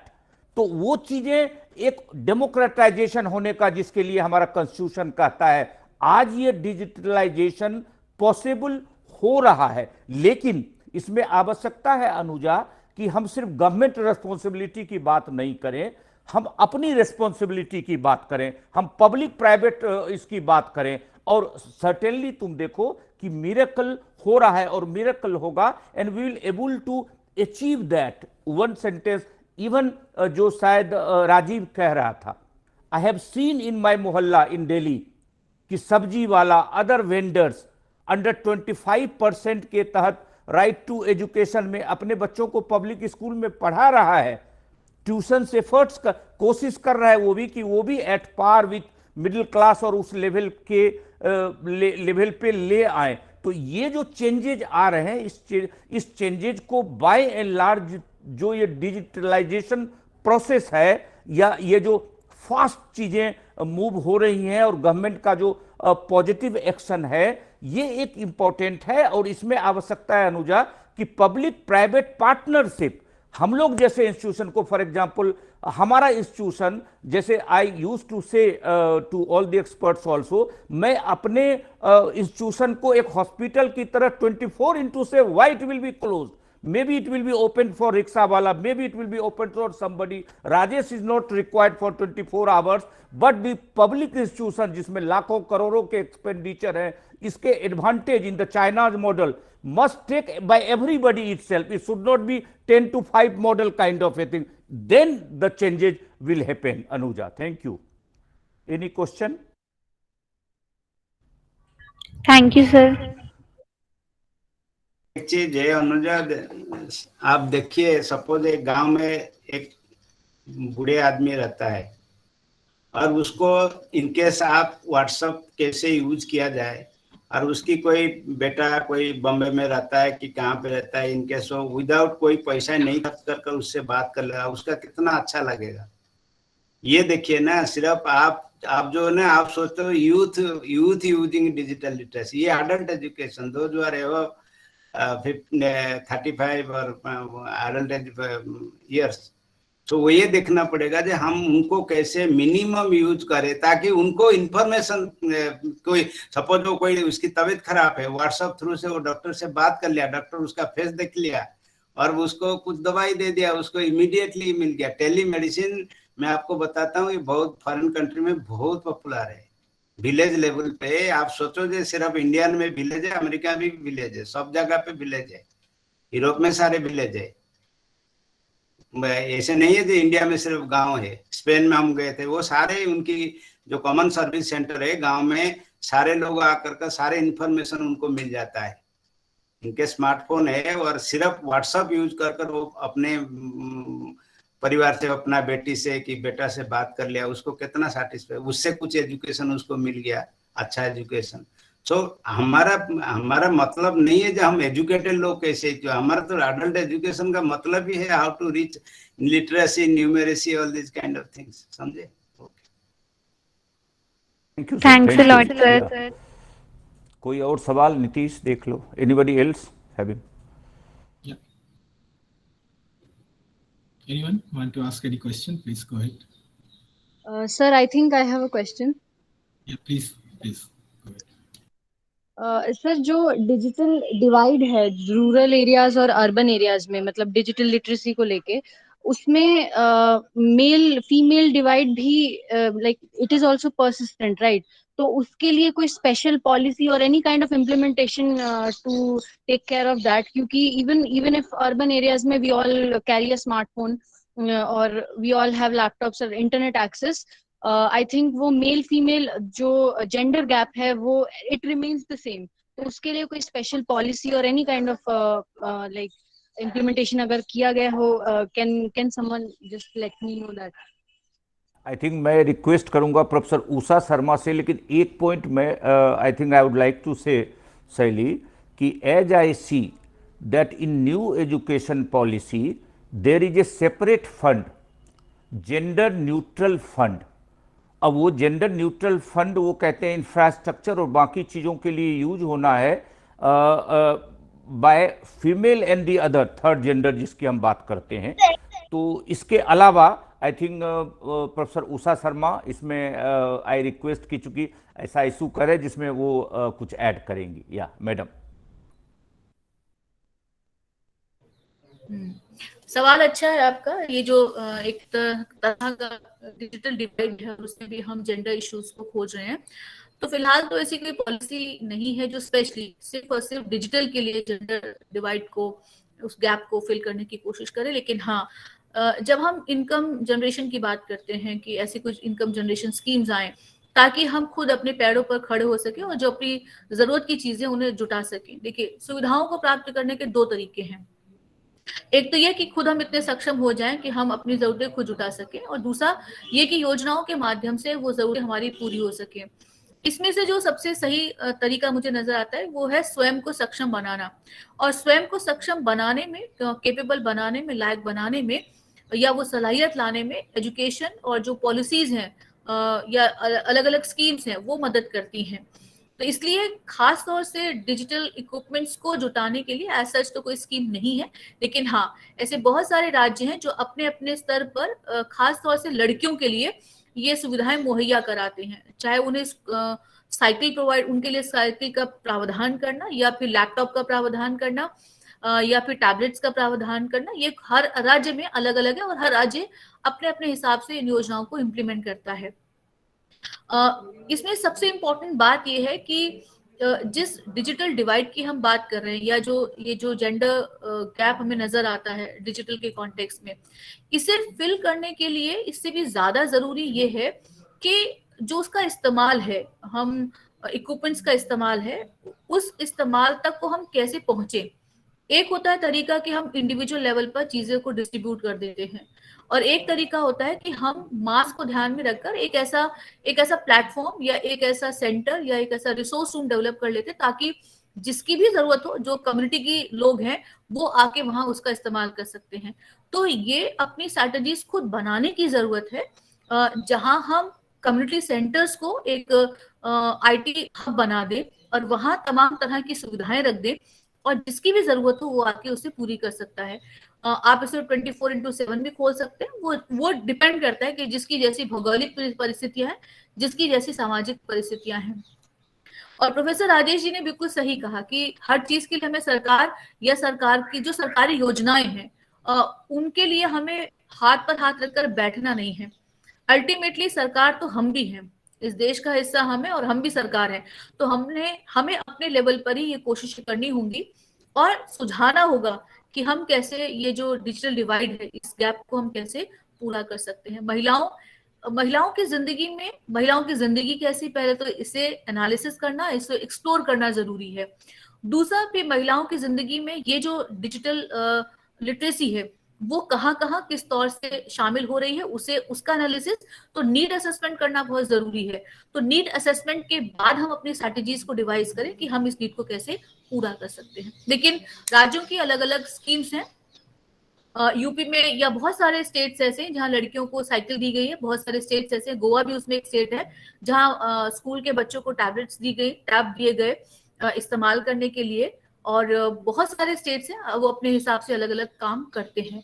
और जेंडर में भी अगर आप गर्ल्स या फीमेल की बात करते हैं तो उसमें भी कैटेगरीज हैं कि जो एससी गर्ल्स हैं, एसटी है, एससी है, कैटेगरी है या माइनॉरिटी है, तो अलग अलग कैटेगरीज में भी ये सारे प्रावधान अलग अलग तरीके से शामिल हैं। Thank you madam, thank you. Right, ma'am. Thank you. Nitish, कोई और सवाल? Any other question that you would like to ask?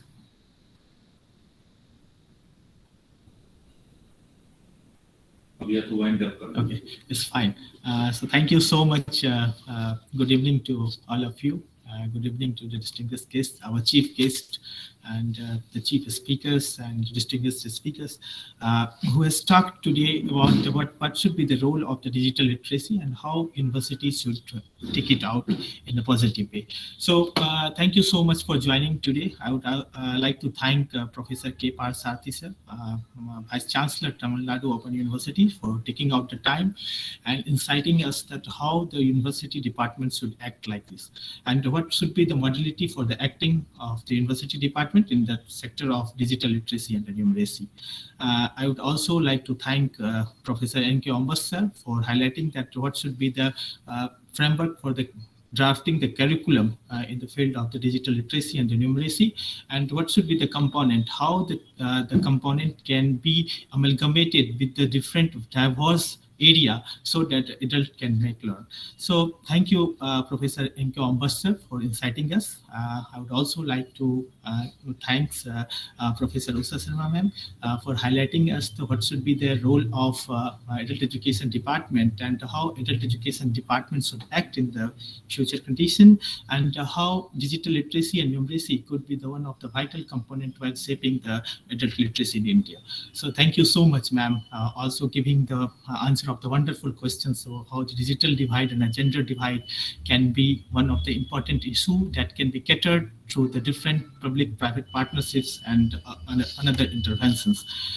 I would also like to thank Professor B.K. Patnaik sir for highlighting us that how the technology can be make convenient and how the digital literacy can make convenient for those people who are suffering from the climate change, who are having different kind of the problem due to having the different climatic issues in remote area, how technology facilitation, how digital numeracy or literacy can help them to come out from this misery. And I also like to thank Professor Rajesh sir for organizing such a wonderful seminar. This was the first day, and it was really a very remarkable day because we learned a lot. We got several ideas through this session, and we hope that we all of us will join again tomorrow at the 3 p.m. Thank you again to all the participants, research scholars, and the different distinguished personality, Kailash Chaudhary sir, Professor Mohan Kumar sir, Dr. Rahul sir, Professor L. Raja sir. Thank you so much, and we will meet again. Thank you so much, and we'll see you tomorrow at 3 p.m. Thank you. Thank you all. See you tomorrow at 3 p.m. Thank you for joining an insightful session. Thank you, madam. Thank you. Thank you, Rajesh. Thank you so much. Thank you, ma'am. Thank you. Thank you, ma'am. Thank you, ma'am. Thank you for a wonderful session. Congratulations, Rajesh ji. Congratulations. Sir thank you. कल मिलते हैं sir, कल मिलते हैं हाँ, कल मिलेंगे sir. Thank you. जरूर। Thank you. So nice of you. coordinating such type of program. Thanks a lot. Thank you, Avdesh ji. Thank you. Thank you.